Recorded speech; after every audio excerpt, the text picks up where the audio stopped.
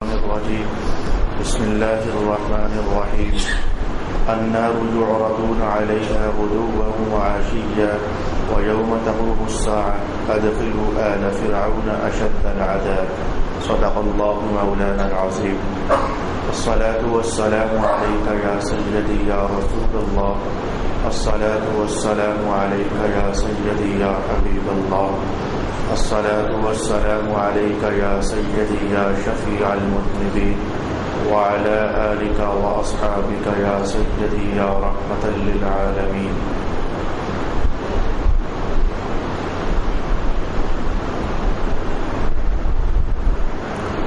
صبح اور شام ان کو دوزخ کی آگ پر پیش کیا جاتا ہے اور جس دن قیامت آئے گی یہ حکم دیا جائے گا کہ آل فرعون کو شدید ترین عذاب میں ڈال دو. صدق اللہ مولانا العظیم. رضاء دین و ملت گزشتہ نشست میں درس قرآن حکیم کا سلسلہ کلام کچھ یہاں تک پہنچا تھا کہ فرعونیوں کو صبح و شام قرآن حکیم نے کہا کہ دوزخ کی آگ پر پیش کیا جاتا ہے. یہاں سے ایک اہم ترین عنوان تھا ہمارے مذہب کا، جس میں کچھ لوگوں نے بلا وجہ اختلاف کیا اور ان کے اختلاف کی بنیاد صرف ان کی جہالت تھی اور مذہب سے دور رہنا تھا اور حدیث رسالت معاذ علیہ السلام کو مطالعاتی نظر سے نہ گزارنا تھا اور اپنی عقل اور دانش کو حرف آخر تصور کرنا تھا. اس کے سوا ان کے پاس اور کوئی دلیل نہیں تھی. میری مراد یہ ہے کہ قبر کے اندر بندے کے لیے اللہ تعالیٰ کی رحمتوں کے اظہار بھی ہوتے ہیں اور قبر کے اندر بندوں کے لیے اللہ تعالیٰ کی پکڑ اور اللہ کے عذاب کے عنوانات بھی ہوتے ہیں. تو کچھ لوگوں نے اختلاف کیا اور کہنے لگے کہ قبر کے اندر عذاب کچھ نہیں ہوتا اور نہ ہی قبر کے اندر اللہ کی رحمت کی بہار ہوتی ہے. وہ جھوٹ بولتے ہیں، ان کا مذہب سے کوئی تعلق نہیں ہے اس حوالے کے اعتبار سے، بلکہ مذہبی حوالہ جات کچھ ایسے ہیں کہ رسول اللہ صلی اللہ علیہ وآلہ وسلم نے قبر کے اندر رحمت کی بات بھی کی ہے کہ برستی ہے اور قبر کے اندر اللہ کے عذاب کا عنوان بھی چھیڑا ہے کہ یہ بھی قائم ہوتا ہے. آج ہم نے اس عنوان پر 2-3-4 دلائل سیکھنے کا اہتمام کرنا ہے. دلائل تو بہت زیادہ ہیں، احادیث شریفہ اس سلسلے میں بے شمار ہیں. جیسے نماز کے حوالے سے جو احادیث روایت کی گئی وہ درجے میں بھلے خبر واحد ہوں لیکن معنی ان کا تواتر پر پہنچا ہوا ہے. ایسے ہی عذاب قبر کے حوالے سے کہا جا سکتا ہے کہ جو احادیث وارد ہوئی ہیں بھلے وہ اخبار احاد ہیں لیکن معنوی طور پر یہ تواتر تو پہنچی ہوئی ہے، بلکہ معنوی تواتر ثابت نہ بھی کیا جائے تو قرآن حکیم کا نص قطعی کے طور پر اس حوالے کو پیش کر دینا کافی اور شافی ہے. یہ 2-3 جملے آپ لوگوں کے لیے نہیں تھے، یہ کچھ مخصوص طبقات تھے انسانوں کے جن کے لیے میں نے یہ جملے کھول دیے. تو آئیں پہلی دلیل کے طور پر ہم قرآن حکیم کے یہ الفاظ دیکھنا چاہیں گے. رب کائنات نے ارشاد کیا کہ جو فرعون والے ہیں جب وہ مر گئے تو صبح و شام انہیں آگ پر پیش کیا جاتا ہے. اب پہلے اس جملے کی تفسیر ہم سمجھ لیں کہ فرعونیوں کو آگ پر پیش کیے جانے کا مفہوم آئمہ تفسیر نے کیا جانا روایات اور آثار و شواہد کی روشنی میں. ایک مفہوم تو اس کا یہ بیان کیا گیا کہ جیسے شہید کے بارے میں رسول پاک علیہ السلام فرماتے ہیں کہ ادھر بندہ شہید ہوتا ہے ادھر اسے سبز رنگ کے پرندوں کے پوٹوں میں بٹھا دیا جاتا ہے اس کی روح کو، اور پھر وہ سبز رنگ کے پرندے جنت میں ادھر سے اڑ کر ادھر جاتے ہیں اور ادھر سے ادھر آتے رہتے ہیں. شہید کے بارے میں جیسے رسول پاک علیہ السلام نے یہ کلام کیا، ایسے ہی آل فرعون کے بارے میں ایک قول یہی کیا گیا کہ شہداء کے لیے تو سبز رنگ کے پرندے ہوتے ہیں. اچھا وہ کیا طوطے ہوتے ہیں؟ ہمیں اس بات کا نہیں پتا کہ وہ طوطے ہوتے ہیں یا کیا ہوتا ہے. سبز رنگ کے پرندوں کا ذکر حدیث پاک میں آتا ہے. تو ایسے ہی ادھر جو آل فرعون ہے، اب جب سے آل فرعون زیادہ ہو گیا میں اس کو فرعونی کہہ کر کے تعبیر کروں گا مختصر لفظ کی استعمال کرنے کی خاطر. فرعونیوں کو صبح شام دوزخ کی آگ پر پیش کیا جاتا ہے. ایک تفصیل یہ ہے کہ کالے رنگ کے پرندے ہیں، ان کالے رنگ کے پرندوں کے پوٹوں میں ان کی روحوں کو ڈال دیا جاتا ہے تو پھر وہ دوزخ کا چکر لگا کر کے تو آتی ہیں. یہ معنی ہے کہ انہیں دوزخ کی عذاب پر پیش کیا جاتا ہے. اور ائمہ تفسیر کی دوسری جماعت نے یہ ارشاد کیا کہ معنی یہ ہے کہ صبح شام ان پر دوزخ کی آگ وغیرہ پیش کی جاتی ہے، ڈالی جاتی ہے، یعنی ان کی قبر میں اور دوزخ کے درمیان جو فاصلے ہیں وہ ہٹا دیے جاتے ہیں تو ادھر سے تپش اور سیک ان کی قبر کے اندر پہنچتا ہے. فرعونیوں کے ساتھ اور کافروں کے ساتھ جو ہو رہا ہے ہمیں اس سے غرض نہیں، ہمیں تو اپنے مذہب کے عنوان کو سیکھنے کے حوالے سے غرض تھی، اور وہ یہ کہ قبر کے اندر باہر کے عذاب کی شدت کا احساس ہے، تبھی قرآن حکیم نے کہا کہ ان کو صبح و شام آگ کا عذاب پیش کیا جاتا ہے۔ پھر اس کے بعد اگلے الفاظ یہ تھے کہ جب قیامت کا دن ہوگا تو پھر ہم حکم دیں گے کہ فرشتوں اب انہیں اس عذاب سے بھی جو زیادہ شدید عذاب ہے اس میں ڈال دیا جائے۔ اب ظاہر ہے کہ ایک پیچھے عذاب تھا، تبھی تو کہا گیا کہ ایک اس سے بھی زیادہ شدید ہے۔ شدید اس لیے ہے کہ کہاں یہ کہ آگ تو دوزخ میں جل رہی ہو اور درمیان میں کھڑکی کھول دی جائے تو تپش پہنچے، اور کہاں یہ ہے کہ وہ فاصلے ختم کر دیے جائیں اور بندے کو اٹھا کر ٹھیک آگ میں ڈال دیا جائے اور پھینک دیا جائے۔ فرق تو ہوتا ہے، آگ سے دور سے جو پہنچے اور آگ میں بندہ ڈالا جائے، فرق تو ہوتا ہے۔ تو قبر کے عذاب کو عذاب کہا گیا اور دوزخ کے عذاب کو عذاب شدید کہا گیا۔ تو ہمارا عنوان ادھر ہی مکمل ہو جاتا ہے کہ قبر کے اندر عذاب ہے، تبھی تو رب کائنات نے یہ جملہ ارشاد فرمایا۔ اور بھی قرآن پاک کی آیات بینات ہیں، کیونکہ مجھے وقت کے اختصار میں اپنا عنوان کمپلیٹ کرنا ہے، میں صرف الفاظ کی تلاوت پر اختصار کرتا ہوں۔ رب کائنات نے ارشاد کیا مما خطیئاتہم اغرقوا فادخلوا نارا، صدق اللہ مولانا العظیم۔ حضرت نوح علیہ السلام کی قوم جو عذاب میں مبتلا ہوئی، ان کے بارے میں ارشاد کیا گیا جب تنور سے پانی نکلا تھا تو پھر وہ ڈبو دیے گئے تھے، تو پھر وہ مارے گئے تھے۔ اغرقوا جب انہیں غرق کر دیا گیا، فادخلوا نارا تو غرق کرنے کے فوراً بعد انہیں آگ میں ڈال دیا گیا۔ حالانکہ دوزخ میں ڈالنے کا عنوان تو قیامت والے دن قائم ہونا ہے، تو اس سے پہلے ہی یہ کہہ دیا جانا کہ انہیں پانی میں ڈبوتے ہی آگ میں ڈال دیا گیا، یہ ہے برزخ کا عذاب۔ قبر کا عذاب اور برزخ کا عذاب، کیا ان دونوں باتوں میں فرق ہے؟ بہت فرق ہے صحیح، لیکن نتیجہ دونوں کا ایک ہے۔ نتیجہ ایک ہونے سے غرض یہ کہ قیامت والے دن اٹھنے سے پہلے جو ماحول جس پر جیسے گزرتا ہے اسی کو برزخ کہتے ہیں، اور وہی ماحول مسلمانوں کے حق میں خاص کر کے قبر کا ہوتا ہے۔ یہ برزخ کا اور قبر کا لفظ میں رکنا چاہوں گا، چلے میں اس پر آپ کو تھوڑا سا 2-3-4 جملے بول لوں۔ یہ قبر اور برزخ یہ کیا ان دونوں میں فرق ہے؟ بھائی دیکھو، مرنے سے لے کر قیامت والے دن اٹھنے تک یہ جو درمیان کا زمانہ ہے، جس انسان کا جس مذہب والے کا جس بھی حالت میں گزرتا ہے تو اس زمانے کو برزخ کا زمانہ کہا جاتا ہے، برزخ کا جہان کہا جاتا ہے۔ درمیان کی خالی جگہ یعنی دنیا کی رونقیں ادھر، آخرت کی رونقیں ادھر، جو درمیان کا زمانہ ہے اسے برزخ کا زمانہ کہا جاتا ہے۔ پھر یہ برزخ کا زمانہ مختلف مذاہب والوں پر مختلف طریقے سے گزرتا ہے، جیسے کہ کچھ لوگ اپنی لاشوں کو جلا دیتے ہیں تو ان کی برزخ سوا خاکستر کی صورت میں گزر جاتی ہے، کچھ لوگوں کو جانور کھا جاتے ہیں تو ان کا برزخ جو ہے وہ جنگلات میں ریزے بن کر بکھر جاتا ہے، تو اس طرح گزر جاتا ہے۔ مسلمانوں کا برزخ قبر کی صورت میں گزر جاتا ہے، کچھ لوگوں کا برزخ اگر وہ پانی کے اندر ڈوب کر مر چکے ہوں تو مچھلیاں انہیں کھا جاتی ہیں تو وہ آخر کار ذرے بن کر سمندر کے اندر ہی گھومتا رہتا ہے۔ تو برزخ ایک بڑا سارا مفہوم ہے، پھر اس کی مختلف شاخیں ہیں۔ کسی کا برزخ آگ میں جل کر گزر گیا، کسی کا برزخ پانی میں ڈوب کر گزر گیا، کسی کا برزخ جیسے کہ ہم مسلمان ہیں قبروں کی حالت میں گزر گیا۔ یہ تھوڑا سا فرق ہوتا ہے برزخ کا اور قبر کا۔ تو پھر اب چاہو تو یوں کہہ لو کہ قبر میں عذاب ہے، اور چاہو تو یوں کہہ لو برزخ میں عذاب ہے۔ برزخ اور قبر میں جملہ کچھ مفہوم اللہ تعالیٰ نے ہمیں سمجھنے کی توفیق عطا فرمائی۔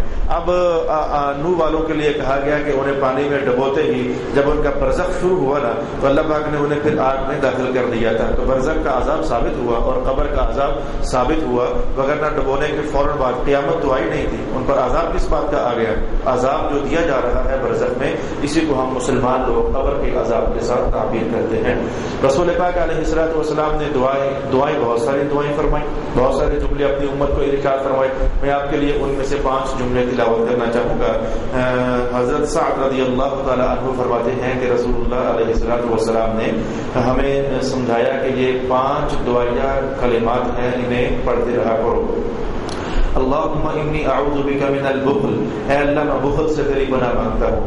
اللہم انی اعوذ بک من الجبن، اے اللہ میں بزدلی سے تیری پناہ مانگتا ہوں۔ اللہم انی اعوذ بک من ارذل العمر، اے اللہ میں عمر کے اس حصے سے تیری پناہ مانگتا ہوں کہ جب بڑھاپا چھا جائے اور بندے کی زندگی ناکارہ ہو کر کے رہ جائے، نہ وہ کھانے جوگا رہے اور نہ پینے جوگا رہے، اس قدر عاجز آ جائے جس کو ہم پنجابی لوگ اپنے ماحول میں یوں تعبیر کرتے ہیں، اے اللہ کسی کا محتاج بھی نہیں کہتے، اے اللہ کسی نے محتاجی کو بتائی. یہ جو بشانہ ہوتا ہے محتاجی سے، یہ وہ ارذل العمر کے الفاظ ہیں. اے مولا میں اس بڑھاپے سے پناہ مانگتا ہوں جو بندے کو عاجز کر کے رکھ دے، رول کر کے رکھ دے، مجھے اس سے پناہ عطا فرما دے. 3 جملے ہوئے. چوتھا جملہ حضور کا یہ تھا اللہم انی اعوذ بک من فتن الدنیا، اے اللہ میں تجھ سے دنیا کے فتنوں سے پناہ مانگتا ہوں. اب 5واں جملہ سنیے. حضور نے ارشاد کیا کہ اللہم انی اعوذ بک من عذاب القبر، اے اللہ میں عذاب قبر سے تیری پناہ مانگتا ہوں. جیسے پہلی 4 حقیقتیں سچ ہیں تو ایسے ہی بخل کی حقیقت ہے، بزدلی کی حقیقت ہے، فتنوں کی حقیقت ہے، ارذل العمر کی حقیقت ہے، تو ایسے ہی قبر کے عذاب کی بھی حقیقت ہے. تبھی تو رسول پاک علیہ السلام قبر کے عذاب کے حوالے سے اللہ کی پناہ مانگتے تھے. حالانکہ حضور کا قبر کے عذاب سے کیا تعلق، لیکن امت کو سمجھانے کے لیے کہ بھارکیف یہ بھی ایک جہاں ہے. اگر آپ لوگ یہ سوچ رہے ہو کہ علامہ صاحب ہم تو اللہ کا شکر ہے کہ اس عنوان کو تسلیم کرنے والے ہیں، مجھے بھی اللہ کا شکر ادا کرنا چاہیے. اس عنوان میں زیادہ وہ لڑکے مبتلا ہوتے ہیں جو کالجز میں جاتے ہیں اور ان کے سامنے بے ڈھنگے سے گنجے سے پروفیسر آتے ہیں جن کا مذہب سے کوئی تعلق نہیں ہوتا، جو ان کی عقل کہتی ہے تو وہ کہہ کر کے تو آگے بڑھتے چلے جاتے ہیں. ایسے طلباء اور ایسے اسٹوڈنٹس کے ساتھ یہ ماحول ان کے سامنے ہوتا ہے کہ وہ مذہب کے بے شمار عنوانات کا انکار اپنے کالجوں کے اندر پروفیسروں کی زبانوں سے سیکھتے ہیں تو بیچارے گمراہ ہو کر کے رہ جاتے ہیں. اسی لیے جو ڈیولپمنٹ نظریاتی اور آئیڈیالوجی کے حوالے سے، عملیات کے حوالے سے، کیریکٹر کے حوالے سے محراب اور ممبر کرتا ہے، اس طرح کی ڈیولپمنٹ ہمارے اسکولوں اور کالجز میں نہیں ہے. تو آئیے میں ایک حدیث کہنے کے بعد اگلی حدیث کے الفاظ کی طرف چلا جاؤں.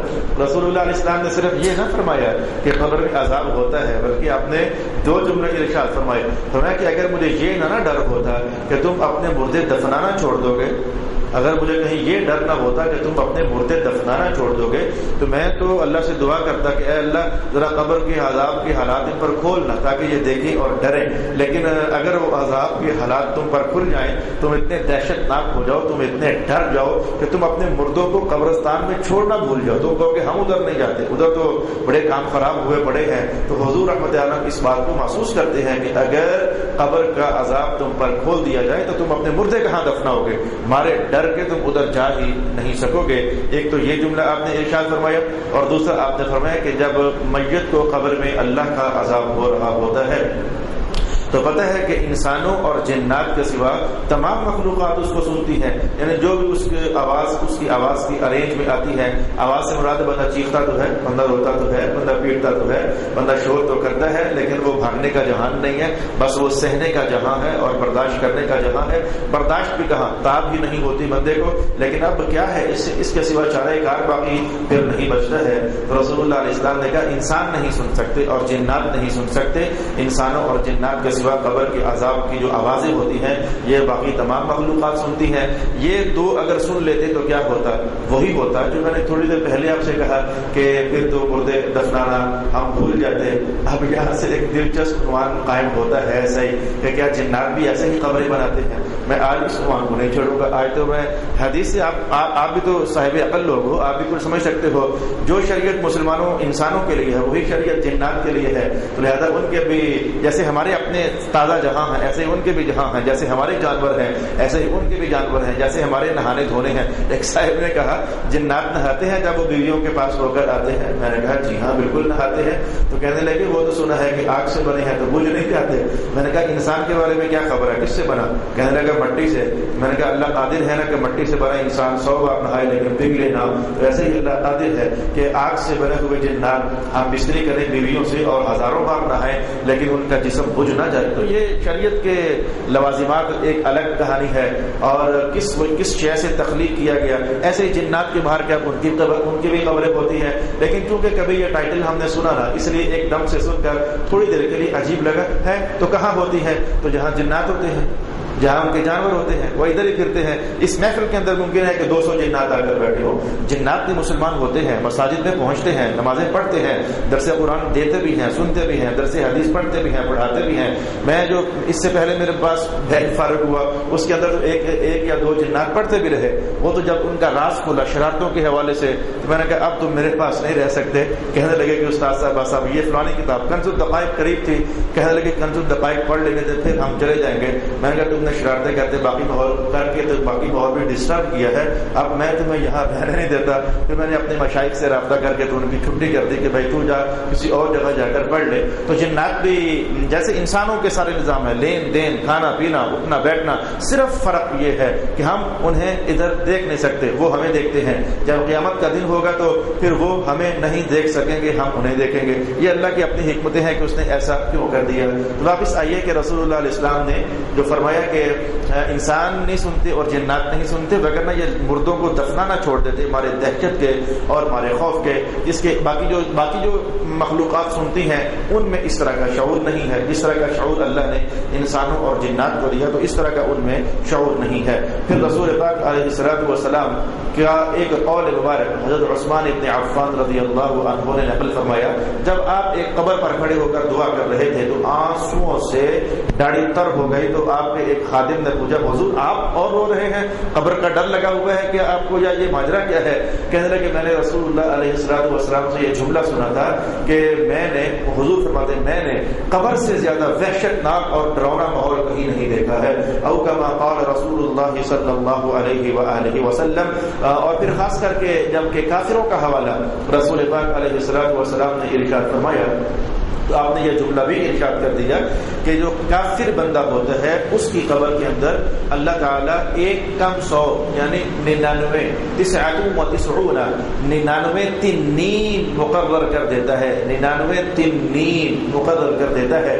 تنین کہتے ہیں اینا کانڈا کو، یا جو بڑا سانپ ہوتا ہے اسے اژدہے، تو 99 اژدہے اس ایک کافر کی قبر میں مقرر کرتا ہے، جو قیامت تک اسے بھنبوڑتے رہتے ہیں اور کاٹتے رہتے ہیں اور پھر اسے ڈستے رہتے ہیں۔ ڈسنا اور شے ہے، بھنبوڑنا اور شے ہے، یہ دونوں کام اس کافر کے ساتھ اس کی قبر میں چلتے رہتے ہیں۔ تو ہمارا عنوان پھر سے اسی حوالے سے اسی ڈگر پر چلتا چلا گیا کہ قبر کے اندر باہر گئے تو خطرناک حالات ہیں، پکڑ ہے، اللہ کی مار ہے، عذاب ہے۔ ایک بار ایک کالج کے پروفیسر نے یہ اعتراض کر دیا کہ یہ تو پھر زیادتی ہو گئی نا جی، اگر قبر کے اندر عذاب ہو یہ تو پھر زیادتی ہو گئی نا جی۔ میں نے کہا کیا زیادتی ہوئی؟ کہنے لگے یہ دیکھو نا 2 بار عذاب ہو گیا بندے کو، جرم بندے نے 1 بار کیا ہے، عذاب 2 بار ہو گیا، 1 بار قبر میں عذاب ہو گیا اور 1 بار دوزخ میں جا کر اسے عذاب ہوگا، یہ تو زیادتی ہو گئی نا۔ کیسا لگا؟ ایک دم بڑا حیران نہ ہو گیا، پریشان نہ ہو گیا ایک دم؟ واقعی یار یہ تو زبردست زیادتی ہو گئی ہے، جرم بندہ 1 بار کرے، عذاب اس کو 2 بار ہو جائے۔ جیسے ایک دم سے میں نے ابھی آپ کو جواب نہیں دیا، حیران ہو گئے نا، پریشان ہو گئے نا۔ ایسے لڑکے پریشان ہوتے ہیں۔ آپ کا تو اللہ کا شکر ادا کرنا چاہیے کہ آپ مسجد کے ماحول سے وابستہ ہو، قرآن و حدیث سے کہیں نہ کہیں سے اٹیچمنٹ آپ کی بنتی ہے، کوئی بات سننے کو مل جاتی ہے، لیکن ان غریبوں کو تو مسجد میں آنا نصیب نہیں۔ کم لڑکے ہوتے ہیں کالج میں جانے کے باوجود پاکیزہ دامن رہے، وگرنہ اکثر تو چلے میں کوئی سخت لفظ نہیں بولتا، یہ کہ راستے سے ہٹ جاتے ہیں۔ اتنا چلو جملہ مجھے کہنے کی اجازت ہونی چاہیے۔ تو میں نے کہا یہ ایک دم سے یہ جملہ کتنا حیرتناک ہوا، وہ واقعی تھی۔ تو جرم بندہ 1 بار کرے اور عذاب بندے کو 2 بار سہنا پڑے۔ اس نالائق پروفیسر کو سمجھ رہی تھی کہ عذاب 2 بار نہیں ہے، 1 ہی بار عذاب ہے، 1 ہی بار عذاب ہے۔ میں اس کی مثال آپ کے سامنے پیش کرتا ہوں، آپ کے لیے جاننا آسان ہو جائے گا۔ جو بندہ زنا کرتا ہے یا شراب پیتا ہے اسے کوڑے مارے جاتے ہیں، زنا کرنے والے کو 100 کوڑے مارو، شراب پینے والے کو 80 کوڑے مارو۔ لیکن سوال یہ ہے کہ جس دن وہ پکڑا گیا اس کے جسم پر بہت زیادہ زخم پہلے ہی سے بنے ہوئے تھے، بیمار ہوا تھا، چیچک نکلی ہوئی تھی، دانے نکلے ہوئے تھے، پیپ پڑی ہوئی تھی، یا اس کا ایکسیڈنٹ ہوا تھا، تو اس کو کوڑے مارنے کے لیے جو جگہ باقی جسم میں بچی ہے بڑی تھوڑی سی ہے، جہاں مشکل سے 5-6 انچ اتنے کو جگہ اس کے پشت پر بچی ہے، تو جواب کیا ہوگا کہ اب بھی اس کو 80 کوڑے ایک دم سے مار دو؟ جواب یہ کہ نہیں، اب 80 کوڑے ایک دم سے نہ مارو، کہیں ایسا نہ ہو کہ یہ مر ہی نہ جائے۔ 80 کوڑے ایک ہی جگہ پر مسلسل پڑے تو بندہ مر ہی جاتا ہے۔ آپ پھر کیا کریں بھائی، کوڑے بھی 80 مارنے ہیں؟ جواب یہ کہ ایسا کرو، کچھ آج مار لو، کچھ کل مار لینا، کچھ پرسوں مار لینا، یعنی وہ جو 80 ہے انہیں ڈیوائڈ کر لیا جائے۔ اب یہ جو 3 دن اسے سزا ملی ہے، سزا ایک ہی ہے لیکن 3 حصوں میں ڈیوائڈ کر دی گئی ہے۔ جیسے آپ کو یہ کہانی جلدی سمجھ آئی، بس ایسے ہی سمجھیں کہ وہ جو بندے کو ٹوٹل عذاب ہونا ہے، ٹوٹل عذاب، اور اس کا کچھ حصہ قبر میں بندے کو دے دیا جاتا ہے اور کچھ حصہ اس کے لیے آخرت میں دوزخ کے لیے اللہ نے سنبھال کر رکھ لیا ہوا ہے۔ تو یہ ایک جرم کی 2 بار سزا نہ ہوئی، بلکہ ایک جرم کی سزا کو 2 حصوں میں تقسیم کر دیا گیا ہے۔ سزا ایک ہی ہے، جو دی جانی ہے مجرم بندے کو سزا ایک ہی ہے، لیکن اس کی سزا کو دو حصوں میں اللہ نے تقسیم کر دیا، ایک بار ذرا دوزخ میں اور ایک بار ذرا قبر کے اندر۔ اب اس کے بعد بولتا ہوا منہ بند نہ ہو گیا کہ 80 کوڑوں کو 2 دنوں کے اندر مارا ہے تو سزا ایک ہی ہے، یہ 2 سزائیں نہیں ہیں۔ تو بس مذہب کے ان حوالہ جات کو سامنے رکھنے کے بعد احساس ہوتا ہے کہ پروفیسروں کا علم اپنی نوعیت کا ہوتا ہے۔ البتہ جو پڑھے لکھے پروفیسر ہیں، جن کو اللہ نے مذہب کا شعور دیا، جن کو قرآن اور سنت کی صحبت نصیب ہے، وہ اس طرح کے گونگے اور جٹوں والے قول نہیں کرتے ہیں کہ جس سے شریعت کے عنوانات کا مذاق بننے لگ جائے۔ اعوذ باللہ من الشیطان الرجیم۔ تو پھر جب وہ گیا تھا پنڈی کے اثر میں تھا، تو میرے استاد محترم نے فون کیا مجھے، یاروں سے کل تیرے پاس بھجواؤں گا، تو یہ اس نے پوری کتاب لکھی ہے، جس کو اسٹڈی کر لے ذرا آئے نہ، ذرا علمی سی مرمت کر دے رہی ہیں اس کی ٹھیک ٹھاک قسم کی۔ وہ میں نے پھر اسی کتاب کو اسٹڈی بھی کیا، وہ اللہ کا کرنا ایسا ہوا کہ وہ آ ہی نہ سکا، پتہ نہیں کیا وجہ ہوئی، میرے پاس پھر آ نہ سکا۔ تو اس لیے اس کا ابھی تک رنج میرے دل میں باقی ہے کہ اے کاش کہ وہ آتا، میں اس کی دلیلوں کو ذرا اور گنجا کر کے اس کے سامنے، محض عقلیات، نہ قرآن نہ سنت، عقل سے، جیسے ایک سوال میں نے آپ کے سامنے رکھا، ایسے ہی اور بھی عقلیات ہیں جو میں آپ کو، اگر اور بھی عقلی سوالات ہیں، اگر کہوں گا تو الٹا آپ کہیں بہک نہ جانا، پھر میں کس کو چھیڑ کر کے اس آدھے گھنٹے کی نشست میں پھر کس کا جواب آپ کے سامنے لاؤں۔ صلی اللہ علی حبیبہ محمد وعلی آلہ واصحابہ اجمعین۔ پھر رسول پاک علیہ السلام نے قبر کے اندر اللہ کی رحمتوں کی بہار کا حوالہ بھی قائم کیا۔ آپ نے ارشاد فرمایا کہ جب مومن بندے کو قبر میں رکھ دیا جاتا ہے تو وہ سوال و جواب کلیئر ہو جاتے ہیں، رب جی اللہ، دین جی اسلام، تو کیا کہتا رہا اس ذات والا کے متعلق، یہ ہمارے آقا ہیں، سوال و جواب کلیئر ہو گئے۔ اب اللہ تعالیٰ کی طرف سے حکم ہوتا ہے کہ ایسا کرو کہ اس کی قبر کو 14ویں رات کے چاند کی طرح اندر سے منور کر دیا جائے۔ ایک حکم یہ ہوتا ہے، میں اگلی حدیث بھی لگے ہاتھوں یہیں ساتھ بول دیتا ہوں، اس کی قبر کو 14ویں رات کے چاند کی طرح منور کر دیا جائے، اور اس کے لیے جنت سے ایک بستر بھیج دیا جائے، اور آتا ہے اس کے لیے جنت سے ایک لباس پہنانے کے لیے بھیج دیا جائے، اور جنت کا لباس بھی آتا ہے، اور اس کے لیے جنت سے خوشبو بھی بھجوا دی جائے، جنت سے خوشبو بھی آتی ہے۔ باقی 2 چیزوں کا تو نہیں کہتا کہ کبھی آپ نے قبر کے اندر جنت کا لباس دیکھا، میں چلو یہ آپ سے نہیں پوچھتا، قبر کے اندر کیا آپ نے جنت کا بستر لگا ہوا دیکھا، میں آپ سے یہ بھی نہیں پوچھتا، لیکن یہ ادراک آپ کا یقیناً کہیں نہ کہیں ہوا ہے کہ قبرستان میں گزرتے ہوئے نہ جانے کہاں سے کوئی ہوا کا بھلا اور لہر چلی تو آپ کو ایک ایسی کوئی خوشبو محسوس ہوئی کہ آپ خود ہی سے سوچنے پر مجبور ہو گئے یار یہ کون سی ہے، وہ آپ کو سمجھ نہ آئے کہ یہ کون سی ہے، لیکن دلچسپی برقرار، دل لگی آپ کی برقرار، یار یہ ہے کوئی اچھی سی خوشبو، عجیب سی خوشبو ہے، لیکن ہے یہ کون سی ہے نہیں سمجھ آ سکی۔ کیسے سمجھ آئے؟ ادھر کی ہوتی تو سمجھ آتی نا، سمجھنا چاہیے، وہ ادھر کی ہوتی تو سمجھ آتی ہے، لیکن ایسا بہت کم ہوتا ہے کہ اللہ تعالیٰ اپنے برگزیداؤں میں سے کسی برگزیدہ کی قبر سے وہ خوشبو کا ایک بلا ذرا باہر ایک لپٹ بھجوا دے اور پھر سننے والے اس کو محسوس کریں۔ میں اس بار جو حاضری ہوئی، ہمارے ساتھ چنگا بنگیال کا ایک نوجوان تھا، تو ہم غار احد شریف کے اندر بھی ایک غار ہے جہاں رسول اللہ علیہ السلام نے جنگ کے اوقات میں سے ایک وقت میں تھوڑی دیر سستانے کے لیے آپ نے قیام فرمایا تھا، تو اس نے ماری چھلانگ، ادھر کے شرطوں بندروں نے ایسا کر دیا ہوا ہے کہ وہ پتھر لگا کر کے بند کر دیا تاکہ اس غار کے اندر مسلمان جا نہ سکیں۔ وہ ہیں اس طرح کے گنجے لوگ، انہیں نہ نسبتوں کی قدر ہے نہ نسبتوں کی عزتوں کا احترام ہے، بڑی بڑی نسبتوں کو انہوں نے اپنی طرف سے بند کرنے کا پورا اہتمام کیا۔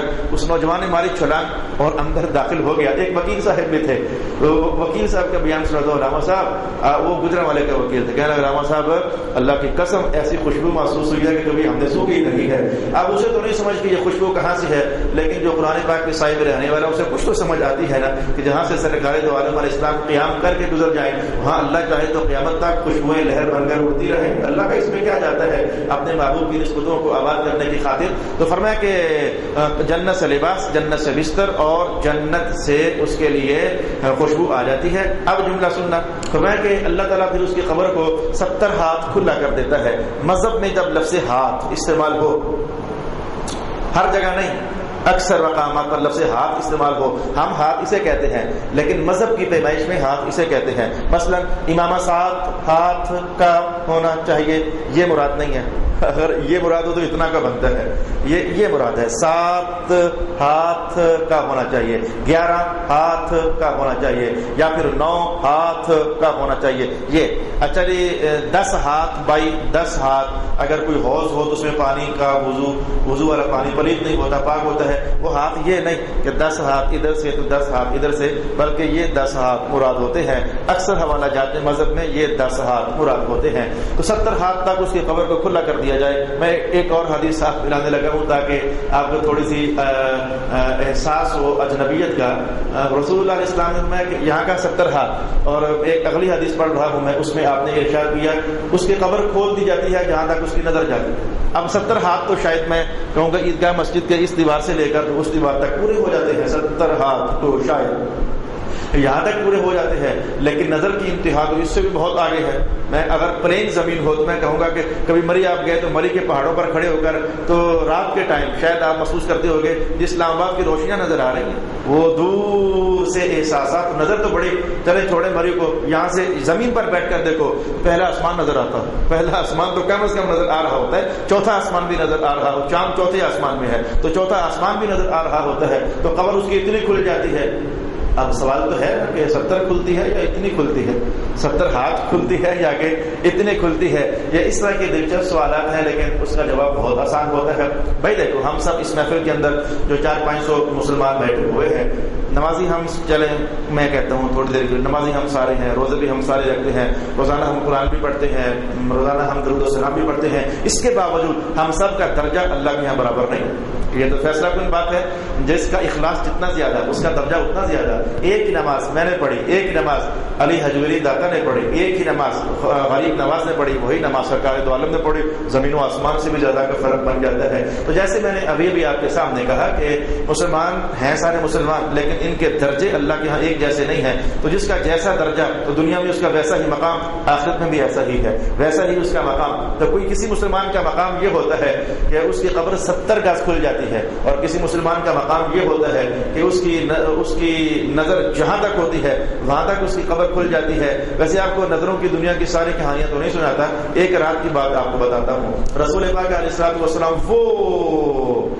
لفظ کم ہوا، لہجہ بھی چھوٹا ہوا، وہ آسمانوں کی بلندیوں کو بہت نیچے چھوڑ کر جب اللہ کے ہاں تشریف لے کر گئے تھے تو بیت المعمور، یعنی جیسے مسلمانوں کے لیے ایک قبلہ ہے خانہ کعبہ شریف، اس کے ارد گرد ہم طواف کرتے ہیں، عبادت کرتے ہیں، فرشتوں کا بھی ایک اس طرح سے سمجھو کہ قبلہ ہے، اس کا نام ہے بیت المعمور۔ تو رسول اللہ علیہ السلام کی نظروں کے کیا کہنے، آپ جب بیت المعمور کے قریب سے گزرے نا تو آپ نے جملہ ارشاد کیا، بیت المعمور خانہ کعبہ کی چھت کے بالکل اوپر ہے، اگر یہاں سے پتھر پھینکا جائے تو سیدھا چھت پر جا کر گرے گا۔ رسول اللہ علیہ السلام کی نظر کا حال، ایک اشارہ، ایک جھلک میں نے آپ کے سامنے یہ کہی، ورنہ حضور کی نظروں کا کمال تو کچھ ایسا بھی ہوا۔ ایک کہانی کہنے جا رہا ہوں، حضور رحمت اللہ کی نظروں کا حال تو کچھ ایسا بھی تھا، عصر کی نماز آپ نے پڑھائی یا ظہر کی، تو مصلی پر بیٹھے ہوئے بس کچھ سوچ رہے تھے تو ہنس پڑے اچانک۔ صحابہ نے پوچھا حضور ہنسنے کی وجہ کیا ہوئی؟ کہا قیامت کا منظر دیکھ رہا تھا اس لیے ہنس رہا تھا۔ وہ اگلا منظر بیان نہیں کر رہا اس وقت میں وہ کون سا تھا، لیکن قیامت کا منظر وہ پتہ نہیں کہاں کا، تو کہا میں پھر وہ جنت کی کہانیاں بیٹھے بیٹھے دیکھ لینا۔ تو حضور کی نظر آپ نے محسوس کی کہ تو پھر ایسے میں کہنے میں کیا حرج ہے؟ رسول اللہ علیہ السلام بھلے ہیں تو اپنے میزان پر انوار کے اندر، لیکن اگر ایک عام مومن کی قبر اس کی نظر کی انتہا تک کھلی ہو جائے، وہ سب کچھ دیکھے، تو اگر سرکار دو عالم قبر میں رہ کر جہاں تک ان کی نظر پہنچتی ہے، یعنی کائنات بھر اس میں آ گئی، تو اگر حضور کائنات کا مشاہدہ کر لے تو اس میں حرج والی بات کون سی ہے؟ حیرت ہوتی ہے ایسے مفتیوں پر، دورہ حدیث پڑھتے ہوئے حدیثیں یہی پڑھتے ہیں، یہی پڑھاتے ہیں، لیکن جب اسی عنوان کو سمیٹ کر ہم کہیں کہ واہ واہ واہ حضور کی کیا شان ہے، ساتھ ہی پیٹ میں بل پڑ جاتے ہیں، ساتھ ہی ماتھے ان کے ڈھینگے ہو جاتے ہیں، نہیں نہیں نہیں، یہ تو اس طرح تو پھر نہ کہیں آپ، یہ تو شرک کا عنوان چھٹ جاتا ہے۔ اعوذ باللہ من الشیطان الرجیم، قیامت دور نہیں ہے، قبر بھی دور نہیں ہے، میرے جان پتہ لگ جائے گا کہ سرکار کی عزت کرنا تم شرک کہا کرتے تھے، یہ شرک بنتا ہے یا کہ عین ایمان بنتا ہے؟ ایک مومن کا عنوان یہاں تو یہ ہے کہ جہاں تک اس کی نظر جا پہنچے، اللہ پاک اس کے لیے زمینوں کو سمٹا کر کے تو جہاں تک وہ دیکھنا چاہے تو پھر وہ دیکھ سکتا ہے۔ تو رسول اللہ علیہ السلام نے یہ جنت کی بہاروں کا حوالہ بھی قبر کے اندر قائم فرمایا، اور کچھ لوگوں کے بارے میں تو فرمایا کہ اللہ تعالیٰ فرشتے کو مقرر کرتا ہے جو گونگا بھی، جو نابینا بھی ہوتا ہے اور بہرا بھی ہوتا ہے۔ نابینا بھی ہوتا ہے اور بہرا بھی ہوتا ہے، تو پھر وہ جس کو عذاب دینا ہوتا ہے اس کے دو کانوں کے درمیان جو جگہ بنتی ہے یعنی یہ والا علاقہ، تو رسول اللہ علیہ السلام نے فرمایا کہ ہتھوڑے سے لگاتا ہے نا ضرب تو بندہ چیختا ہے، تو اس کی چیخ جنوں اور انسانوں کے علاوہ سارے سنتے ہیں۔ عنوان ادھر ہی پورا ہوا کہ قبر میں عذاب ہے، عنوان ادھر ہی پورا ہوا، لیکن اس فرشتے کے متعلق جی وہ نابینا بھی ہوتا ہے اور بہرا بھی ہوتا ہے، وہ سنتا نہیں ہے، اس کی حکمتیں اپنی ہے۔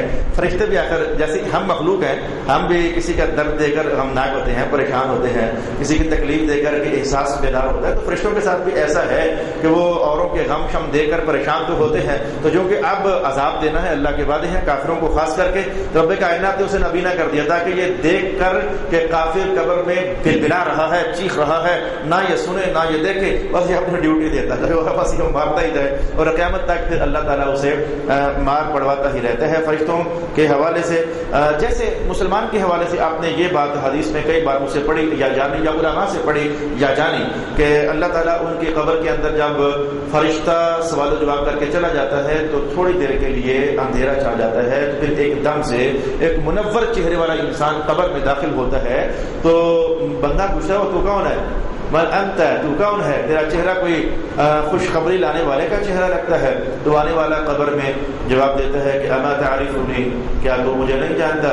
یہ کہتا ہے میں نہیں جانتا، وہ کہتا ہے انا عملک الصالح، میں تیری نماز، میں تیرا روزہ، میں تیرا حج، میں تیرا زکات، تیرے عمل کو اللہ نے آج اس تصویر میں اور اس شکل میں ڈھال کر کے مجھے تیرے ساتھ پیش کر دیا ہے، اب تو سو، قیامت تک میں تجھے تنہا نہیں رہنے دوں گا، میں تیرا ساتھی ہوں، میں تیرا غم گسار ہوں اور میں تجھے پریشان نہیں ہونے دوں گا۔ یہ تو ہوگی رحمت قبر کے اندر رحمت کی بات، لیکن یہ جملہ کیا ہے؟ یہ جملہ کیا ہے؟ یہ اس سے آپ اپنے ماحول میں جاؤ گے تو آپ کو جلدی سمجھ آئے گا۔ رسول اللہ علیہ السلام فرماتے ہیں کہ جن لوگوں پر اللہ کی طرف سے عذاب آنا ہوتا ہے تو ان کے لیے جب سوال و جواب ہو جاتے ہیں اور وہ ہر سوال کے جواب میں کہتا ہے لا ادری، ہا ہا لا ادری، ہا ہا لا ادری، میں نہیں جانتا، میں نہیں جانتا، میں نہیں جانتا، رب کون میں نہیں جانتا، دین کیا میں نہیں جانتا، تو پھر اس کے ساتھ کیا ہوتا ہے؟ رسول اللہ علیہ السلام نے کہا کہ ایک تو یہ ہوتا ہے کہ دوزخ کی طرف سے اس کی قبر میں ایک دروازہ کھول دیا جاتا ہے، اور دوسرا یہ ہوتا ہے کہ اس کی قبر کو تنگ کر دیا جاتا ہے، اور تیسرا یہ ہوتا ہے کہ اس کی ہڈیاں آپس میں گھسیٹ دی جاتی ہیں، اور پھر چوتھا یہ ہوتا ہے کہ ایک اس کی قبر میں ایک بندہ داخل ہوتا ہے، اس کی قبر میں ایک بندہ داخل ہوتا ہے۔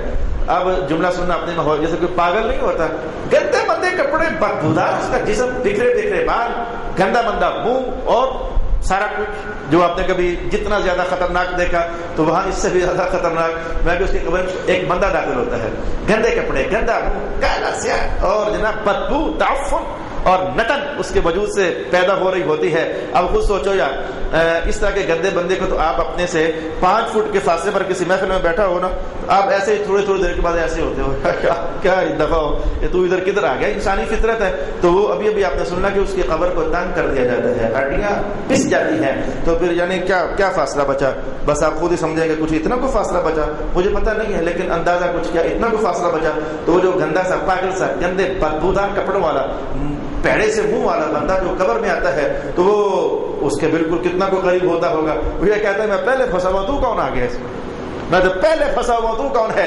وہ کہتا ہے میں تیرا برا عمل ہوں، وہ جو تو دنیا میں کیا کرتا تھا، میں تیرا جھوٹ، میں تیرا فراڈ، میں تیری شراب، میں تیرا زنا، میں تیرا وہ اور میں تیرا یہ جو دنیا میں تو کیا کرتا تھا، تو میں وہ ہوں آج میں جو تیری قبر میں بنا کر کے تو داخل کر دیا گیا ہوں۔ عنوان میں سے اتنا سینسیٹیو ہے، دلچسپ بھی ہے، بہارا بھی ہے، خطرناک بھی ہے، وحشتناک بھی ہے کہ آپ کی توجہ اور میری اتنی سمٹی رہی کہ آدھے گھنٹے کے گزرنے کا احساس بھی نہ ہوا، 2-3 منٹ ہمارے اوپر چلے گئے۔ میں نے پہلے بھی آپ سے کہا تھا کہ بہت زیادہ نہیں کہوں گا، اتنا کہوں گا جس سے ہم مسلمانوں کو کم از کم سمجھ آ جائے کہ اتنی جلدی وہ عنوانات جس پر سرکار دو عالم علیہ السلام نے رنگ برنگے انداز میں کلام فرمایا اس کا انکار نہیں کرنا چاہیے۔ جاتے جاتے وہ حدیث کا حوالہ آپ کو دے دوں، اشارہ ہی کہوں گا تو آپ کو سمجھ آ جائے گی۔ وہ اشارہ کہ رسول اللہ علیہ السلام قبرستان سے گزر رہے تھے تو آپ رک گئے تو کہا کہ ان 2 قبر والوں کو عذاب ہو رہا ہے۔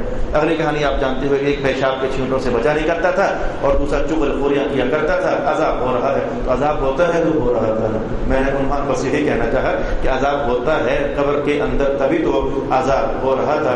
مسلمان کے بارے میں تو میں نہیں کہتا کہ تو آج انکار کر رہا ہے نا تو پھر جب تجھے قبر میں ہوگا تو پھر چل جائے گا پتہ.